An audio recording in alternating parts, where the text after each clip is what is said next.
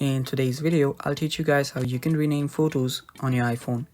Now, before we start, if you are new to our channel, head down below and hit the subscribe button so you don't miss out on any of our future videos. Also press the bell icon so you get notified when we release our new videos. Now, let us begin. So the first step is open up your photos and just go to the photo that you want to rename. After you do that, just tap on the bottom right share option. Now after you do this, you will see a lot of options. Just scroll down till you find save to files.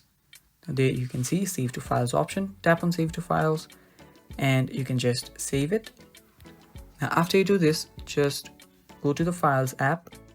Now as you can see right here on the files app, the photo has been imported. Now what you'll need to do is just open up the photo and tap on its name. Now there you will see the rename option. Tap on rename and just rename it whatever you want. And after you do that, just hit on OK and hit on done. And there you can see the photo has been renamed. So yeah, it's that simple, guys. That is how you rename a photo on your iPhone.